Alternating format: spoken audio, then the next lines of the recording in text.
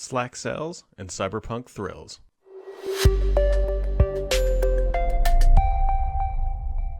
Well, it is Friday. Yet again, we are plowing through the month of December here. It is the 4th, and hopefully your November was good. Hopefully your Turkey Day was even better. And here we are talking tech, talking Microsoft, talking gaming, and let's just dive in. It was an interesting week, kind of across the board, because on one hand, there was just a massive, bombshell amount of news, but it was kind of isolated. And on the other hand, it was also a little bit quiet, and you'll see what I mean here. The massive bombshell that came out this week is that Salesforce is going to be buying up Slack for about $28 billion. Some of that cash, some of that stock. Either way you look at it, $28 billion is a massive amount. Now, there's a couple of reasons why to bring up Slack here, because obviously Slack and Teams have been going head to head for a while, and I honestly think you could probably argue that we would not have Microsoft Teams if it was not for Slack. The rise of that Slack, the modern messaging that it delivered, and at the end of the day, Slack sold for $28 billion. That's not chump change. That's actually slightly more than Microsoft paid for LinkedIn, which was about $26.2 billion. There's a lot of history between Salesforce and Slack and Microsoft, because Microsoft bought LinkedIn, obviously. Salesforce wanted LinkedIn, and Microsoft outbid them, and so obviously Slack competes with Teams, and so now Salesforce now owns Slack, and so there you go. Really interesting quote, though, and this is from Stuart Butterfield, the CEO of Slack, who has had a rich history of sort of just saying that Microsoft isn't relevant.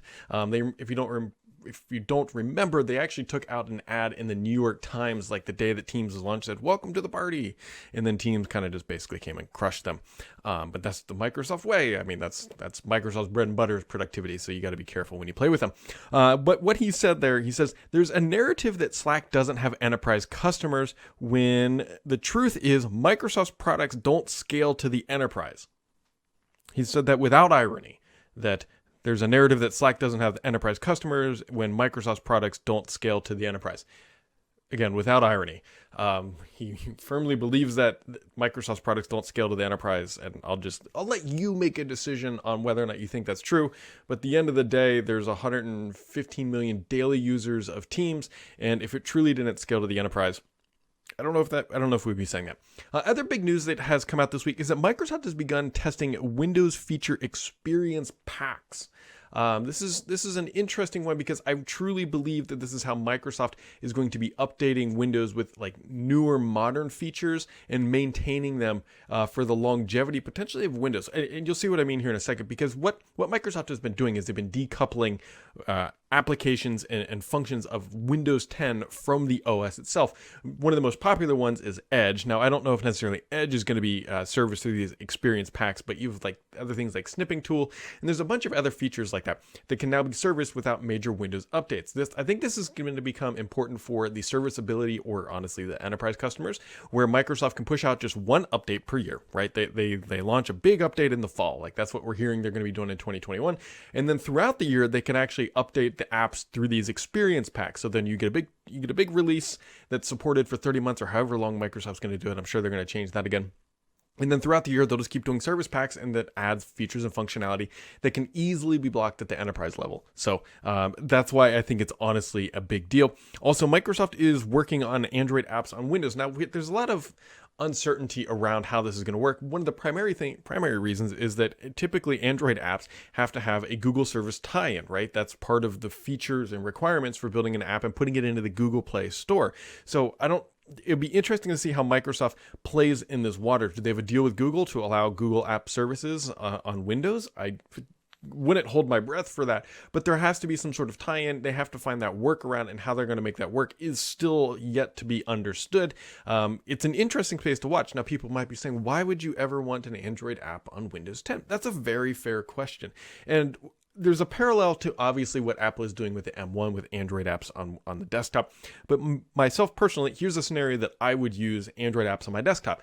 A smart home. Right, that is a very weak spot in the Windows 10 ecosystem right now, being able to control things or being able to view things even through Nest, just Philips Hue, and just my garage door. It would be nice to have little buttons on my desktop to be able to click that and open and close the garage door from the desktop. That would be nice. Now, there are really convoluted workarounds, such as going through websites, pinning certain features and functions in the log. It's just it would not be nearly as clean and organized if we could truly just run apps on Windows 10. We will wait and see. This is a big deal, and this is a big sort of risky bet for Microsoft. They've worked on things like this before. Project, I believe it was Astoria, had this functionality on the Windows Phone side, but we will see. We will see how this shakes out and what Microsoft has going up. Now, Microsoft also caught some backlash for their productivity score this week. So productivity score was intended to be a way for administration and management to understand the technology adoption inside their organization.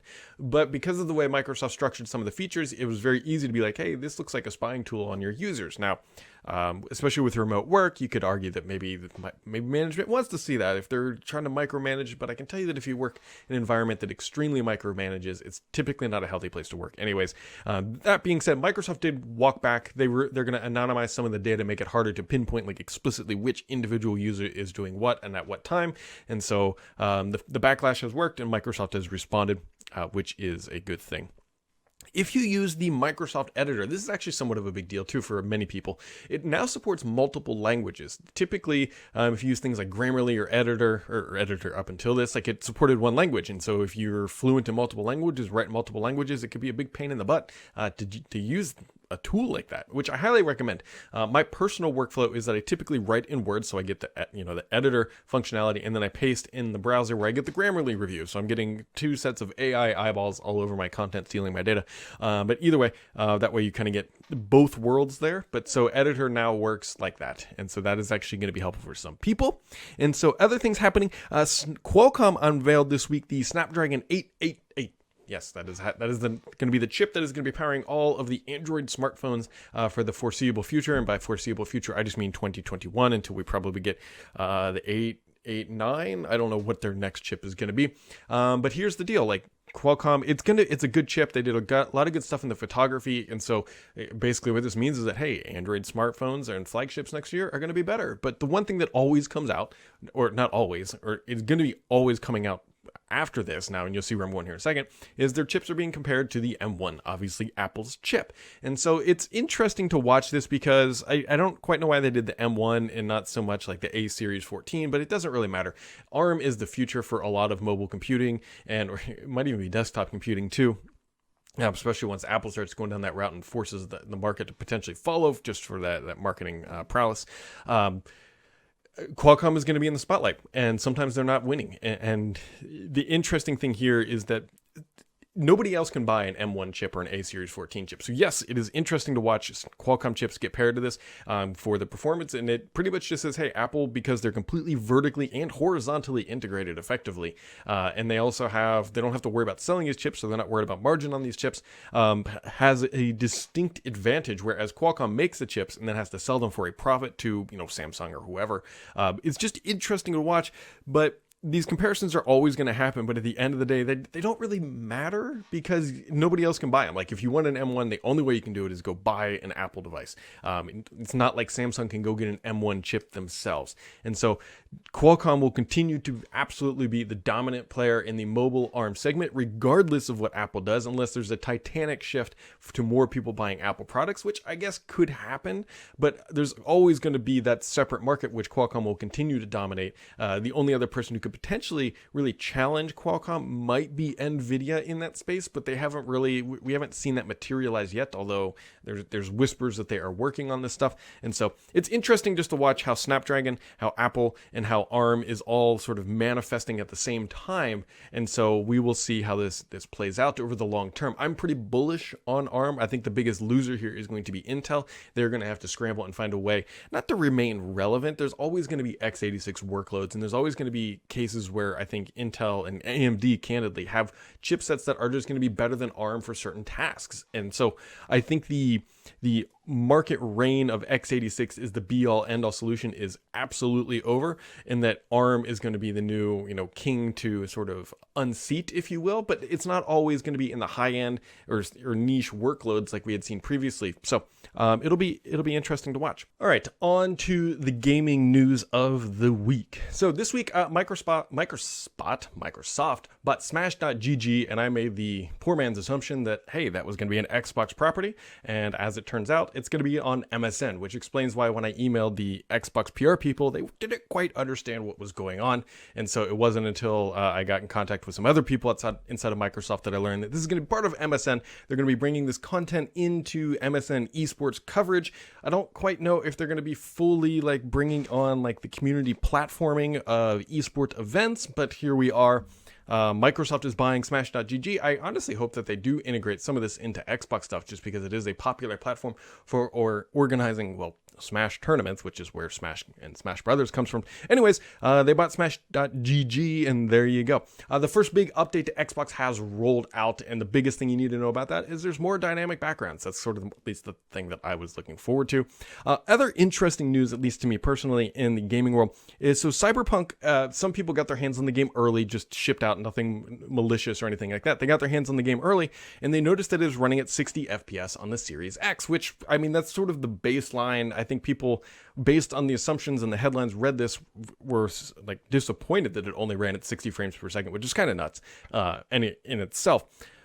Now, there is a day one patch coming. Now, there was already a patch downloaded for some of those people, and CyberPunk clearly said, hey, this is not the day one patch. So before we make any assumptions about what is going on with CyberPunk, let's wait until we get that day one patch. And candidly, the thing that I think is more interesting is how's the performance on the Series S? I think that is the bigger question, because geez, if that thing runs at 60 FPS somehow on the Series S, I think that is a huge win for Microsoft. I don't know if that's going to happen. I don't have any insider knowledge, but let's wait until that day one patch arrives and then see. The game should be launching here in a little less than a week. I think it's on the December 10th, so it's like 6 days from now.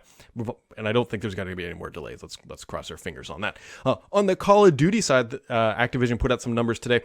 200 million people have played Call of Duty games this year, and Warzone now has over 85 million players. 85 million players. So let's dive into the questions of the week. As I say, it's always my favorite part, and that is no joke. SRLLX says, which Microsoft ugly sweater is your favorite? I personally think it's, I was going to say Windows 95, but I think it's Windows XP, because I feel like, well, I did use Windows 95. I feel like I became more like a Windows like power user under the XP era. And so the Windows XP one that I have is probably my favorite, I would think. Tourniquet says, can we expect Project Latte to work on Windows 10 X2, or is that a Windows desktop only kind of project? So Project Latte is the Android apps on Windows. This is a really good question. My initial instinct was like, yes, it is going to work, but there's a major caveat that the Windows 10X, like it was originally planned, versus the Windows 10X that is actually shipping are effectively two different products now. And so they gutted a lot of sort of the underlying components that were in 10X. And so I thought that the apps were going to be coming through the Windows Store, and that's how they were going to be getting on there. In that instance, I believe that they would, but I think it's still potentially too early to know, because we honestly don't even know if Project Latte is actually going to materialize and ship on Windows 10. It's definitely being built, but whether or not it gets kicked out the door are two totally different things. Rubber Duck says, concerning the Android apps on Windows rumors, can Android apps run without a Google connection? This is what I was talking about, the Google Play services. It would seem weird that to me that Microsoft would do this. They went through a lot of work throwing all the Google services out of Chromium Edge, so the browser. So you would need a Google services to run Android apps on Windows.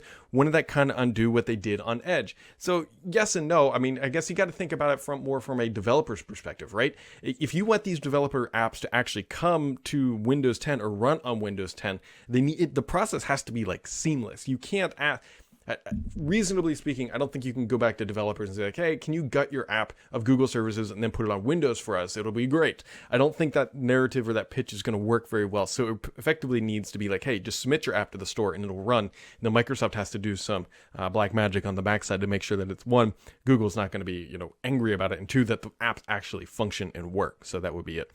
Easton says, what's the story behind I don't know, you guys know how I am with names, Edoga8.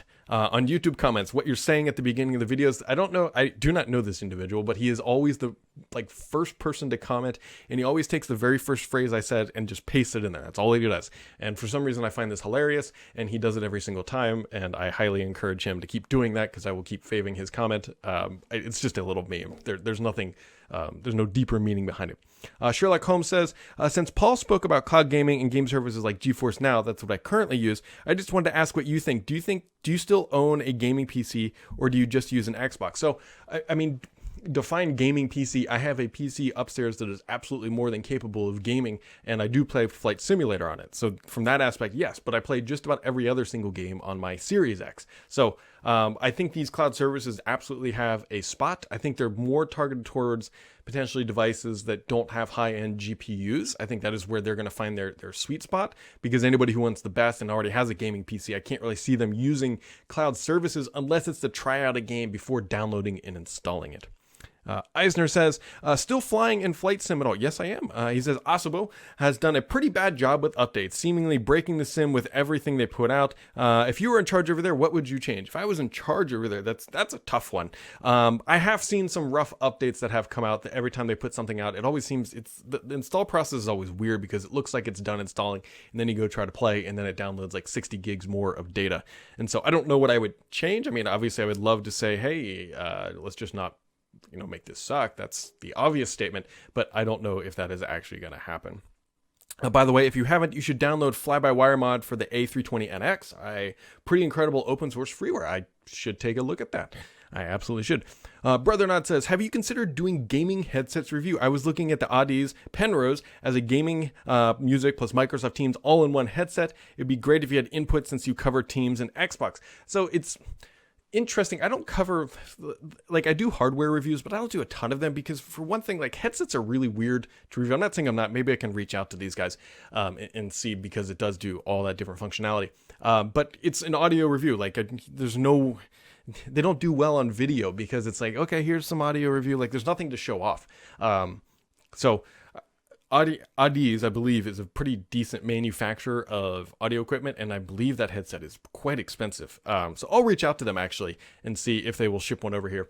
No idea if they will, and then we can go from there and see if you guys like those types of reviews, and then just kind of keep pushing down that. Dark Clown says, does your dog dream of playing Xbox? He might. If you haven't seen the new Microsoft holiday commercial, you should go take a look. It's all about dogs effectively being neglected by their owners, and they go dream and then have a great time. And so some people got up in arms about it not being a happy commercial, and other people, just like myself, just honestly just didn't care. It's a commercial at the end of the day, and they got people talking about it, and so that's probably a win for Microsoft. Mr. PKI says, you mentioned that you have listened to the all-new Security Unlocked podcast from Microsoft. Which one did you like the most, and why? So this is an interesting question. Full and absolute transparency, Security Unlocked is a new Microsoft podcast, and they are sponsoring another podcast that I do with Paul Thurrott every single day. And so they have sponsored that, and so we are promoting it on that channel.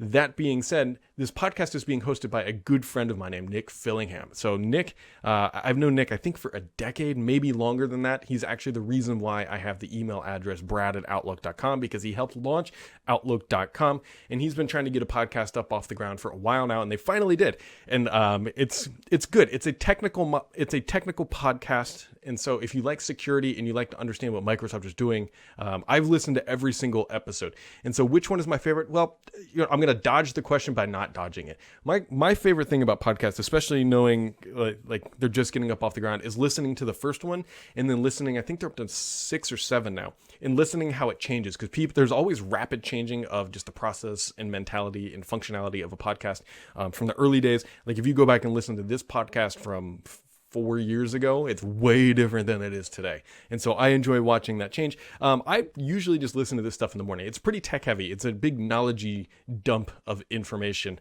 that can kind of help you start your day just a little bit better. Especially if you're getting into security or just trying to understand the thought process and mentality of how to think about certain things. It's a good place to dive in.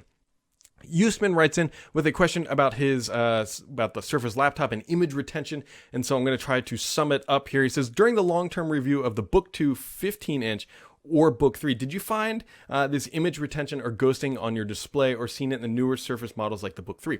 So this is the Surface Book 3 here, and I have not seen it on here. Where I have seen it is on the Surface Laptop 3, the AMD version. I have seen it there, and that is, I think, one of the Surface Laptop 3 from AMD, I think, is the lowest quality device Microsoft has put out since launching the Surface. Like, it's it's missing on battery life, it's missing on performance, the display is not great. You got to jack it up into performance mode to not have the dynamic contrast feature like take over your display, which is really annoying and which then kills the battery life. So I have not personally seen it on here, and I don't think I saw it on the old ones. The only thing I can recommend to anybody who ever gets a Surface device is, you can only do it on Intel, I don't think you can do it on AMD easily, is to turn off that dynamic contrast. I cannot stand that feature.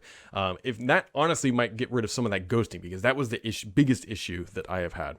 Makataba says, do you think it is a good idea to buy apps and games from the Microsoft Store? If the same game is available on Steam, should I buy it from there instead? It's a good question. So there's obviously content you can buy in the Microsoft Store. Microsoft has a sort of a weird history of sometimes killing products and features on the software side, aka Zune or Groove Music. Personally, I would buy my games all from the same place. Like if I had a Steam library, I would probably buy them all on Steam just to make it easier to get, because that's where all my games are. Then you only have to open one app and have it running in the background while you're playing. So I think you're okay to buy a game from Microsoft. I don't think they're going to burn you like anybody. I really don't think they're going to like shut down gaming in the Microsoft Store and then just say, hey, all those games you bought no longer run. Sorry, you're out the couple $100s or whatever you spent. I don't see them doing that. They would not take the PR hit, and they also have a ton of money, and so they can make good on their screw ups, which they have shown in the past. So I would personally just buy them wherever all your games are. Will R says, hey Brad, in your book, you said the redesigned Surface Pro was dependent on Intel's 10 nanometer chips, but the Pro 7 has a 10 nanometer chips, and it's shipping their second gen nanometer 10 nanometer chips in the Pro 8, yet still using roughly the same chassis as the Pro 3. What is going on here? So you're not wrong. So I believe the redesign from the Surface Pro was called Carmel, and they've just been sitting on it. And so I don't know if they're not changing the design because, for multiple reasons. One, they're getting a lot of margin on the current Surface Pro. It's continuing to sell, so they don't actually see a reason to do the redesign. The other reason why I think is, like, imagine if the Surface Pro looked exactly like the Surface Pro X, same exact design, and it looked maybe just a little bit thicker. Why would you buy the Surface Pro X? I already know that the Surface Pro X is not selling all that well, at least compared to other Surface products, and so that might be one of the reasons they're like, hey, look, the enterprise is buying this thing in leaps and bounds, still in the same current design. There's no need to change it. We're not selling the Surface Pro X. If we do change it, then we're not going to sell the traditional Surface Pro or the Pro X if it matches the Surface Pro. You guys get what I'm saying. So they're just sitting on it. And so I've heard the exact same thing Zach has. Look for the Surface Pro to launch in January. I think the Surface Laptop 4 might launch a little bit later than the Surface Pro 8. So just keep that in mind. Talk about Vivaldi. I'm a fanboying on it right now. Same coverage on popular tech sites is always a good thing in the browser market. It's just a different browser, right? If you want to give them a shot, I'd give them a shot. I mean, everybody should be trying out different browsers. They're free. They're quite literally free. So just keep that in mind. Asbat says, I know it's the early days, but Microsoft has been concerned behind the scenes about losing the initial power narrative to major third-party titles that launched from the PR Blitz most powerful console ever. Do you personally think it's something that they can recover from, or is it another 2013 disaster? It's definitely not a 2013 disaster. What he's referring to is Microsoft, yes, is absolutely concerned that, hey, they pitched that they have the world's most powerful console, and then some early launch titles came out, and they actually outperformed the Series X. And I can tell you that I'm mostly confident, I was going to say extremely confident, mostly confident this is all directly related to DirectX 12U, U meaning the Ultimate, is that Microsoft was delayed getting that full feature set from AMD, which we'll talk about, or which was brought up a couple times with the RDNA 2. They had to wait for that whole stack to be there before developers could learn to take care of the full, get the full functionality. We already know on a paper basis that the Series X is more powerful. It's just going to take time for the software to mature. I believe the PS5 dev kit is much, in terms of APIs and functionality, is much closer to that of the PS4 than, say, the Xbox One to the Xbox Series X or S. The reason for that being is that Microsoft, again, remember, was trying to make the PC and the Xbox console much closer together, and by unifying across DirectX 12U, they get that functionality. The downside was that they had to wait for AMD to get the full hardware specs compatible and complete, and in a place that was producing good enough yield to start making the consoles, and that was part of the delay for Microsoft getting it out the door. Is this a the quote unquote Xbox One TV narrative? Absolutely not, because that was the TV narrative was a derivative, or it was it was like a side quest, if you will, to the console. It was a distraction. I couldn't think of the word distraction, to what the primary console was designed to do. And so here we are. Microsoft just has, they just got to get things polished up. And I have a lot of confidence that they will be able to do that. Last question comes from Sherlock Holmes again. He says, so Brad, how is your plant doing in your TV cabinet? Because the heat coming from the Xbox Series X, that plant is not real.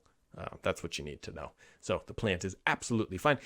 That's it for this week's, folks. We're heading into, heading right up to the holiday season, the end of the year. Hopefully we'll have some more fun things to talk about next week. Hit that subscribe button. We'll catch all of you right back here next time.